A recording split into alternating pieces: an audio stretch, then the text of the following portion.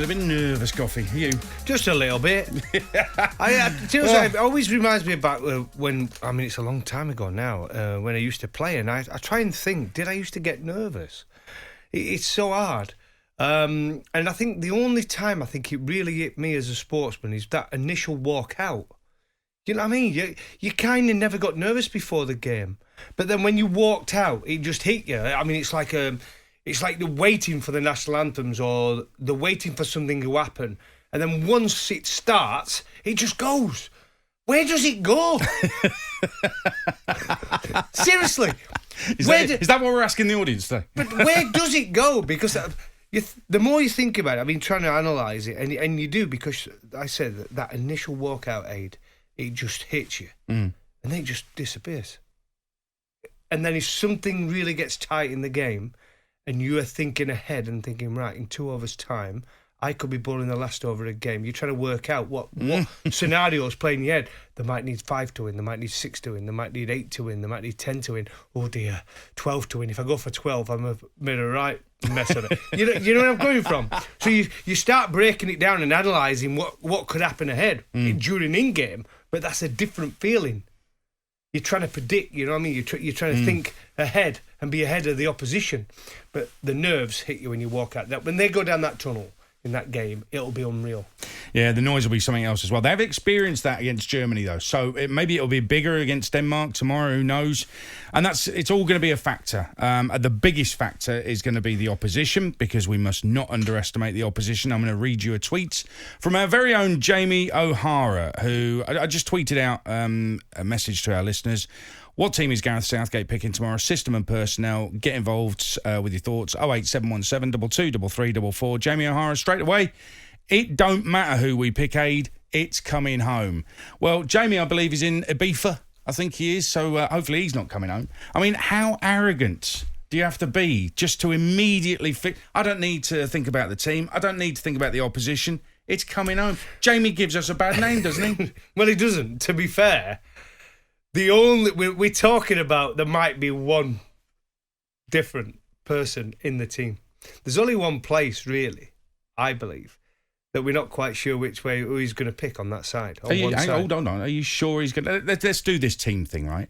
Are we sure he's going to go with 4 at the back? No, I think he's going to go 3 at the back. Okay. So that's right. He speaks for itself, the team. Again, except for one position. So okay. The rest of it picks itself. Does it, though? Yeah, I don't. That's what we thought all along, and then he's changed. I agree. I said it yesterday, right? I think he has become Pep. I have no idea. There's only one. No, you know what I mean. There's one journalist who seems to get the starting 11, no matter who he picks. I mean, how he knows that, it's ridiculous in itself. It's not what you know; it's who you know. Yeah, exactly.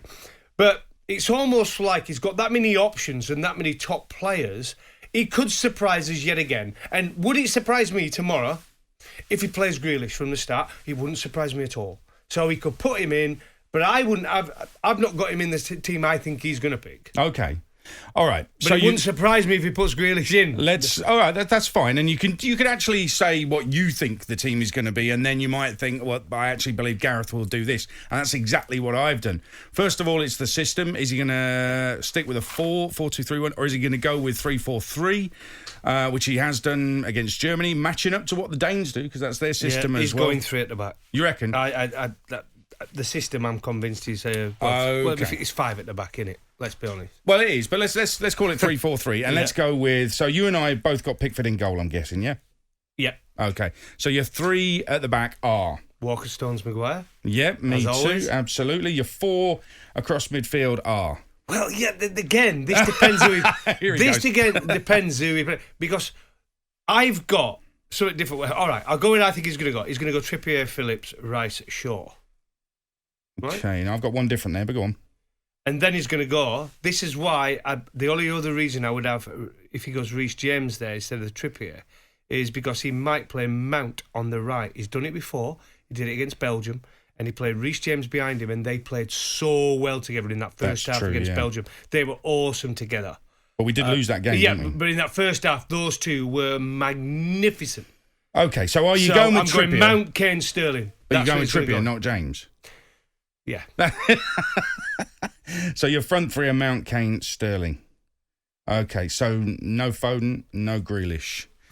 Listen, I've gone from, at the start of the tournament, he's got to play Mount, Sancho, who else do you say? Foden, Grealish. They've all got to play. None of them are in it. There's only Mount. Well, he got heavily criticised, didn't he, for the team selection against Germany. It was like 7 defensive players. How do we expect to win the game like that? And we were all very sceptical. I remember tweeting out before the game started, listen, he may have got it right. If he does get it right, give him the credit. If he gets it wrong, then you're going to get criticism. Even he knew that. He said that afterwards. He knew he was a goner.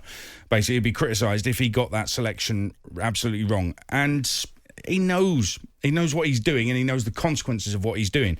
He and Steve Holland, and we'll hear from Steve Holland later in the show, they work out a way to try and beat the opposition. They pick a team to try and beat the opposition. If it works, brilliant. If it doesn't, the opposition have got better players. But it's not like they're just throwing players out on the pitch and just hoping, fingers crossed, praying, which is what it seemed like in the past. Remember when I was on the touchline or in the stands when England lost to Iceland? And I remember afterwards, it looked like Gary Neville and Roy Hodgson literally didn't have a clue what to do. Well, they drew it out of the hat. How to change there it, you yeah. go. I mean, it was crazy.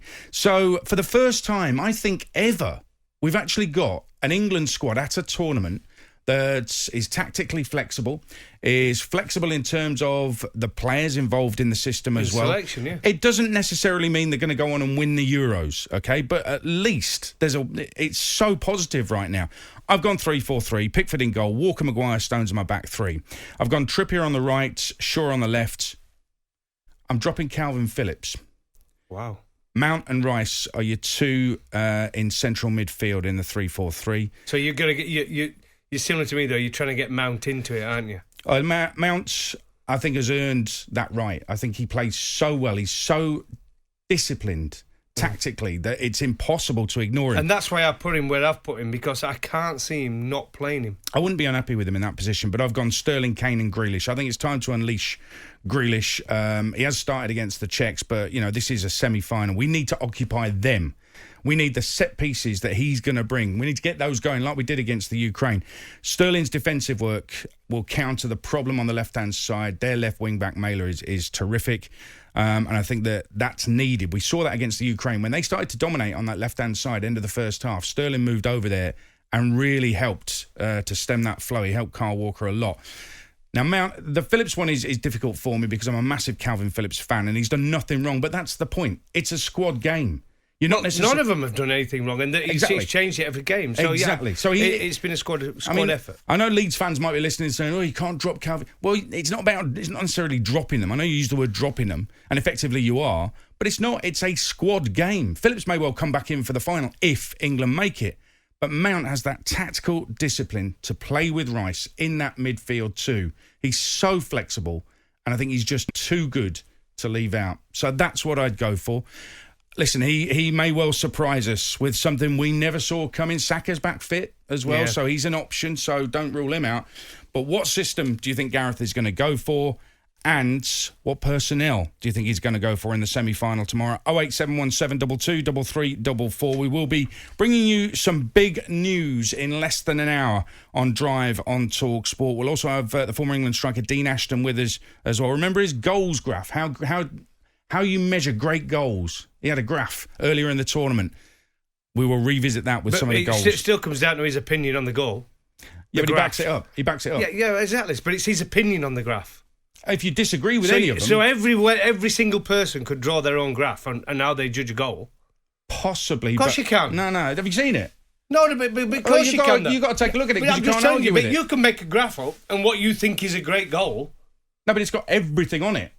So it's you measure what everything is. Whether the shock of it, the importance of it, how much pressure he's under, how good it looks, all that sort of stuff. So I'm intrigued to revisit that with some of the goals that have gone in. It's on his forehead, I think, something like that. And we will hear later on from Steve Holland as well. But get your calls in the team and the personnel and the system tomorrow for England. 08717 223344. And also later on in the show, we will look ahead to tonight's semi-final, which is live on talkSPORT, Italy against Spain.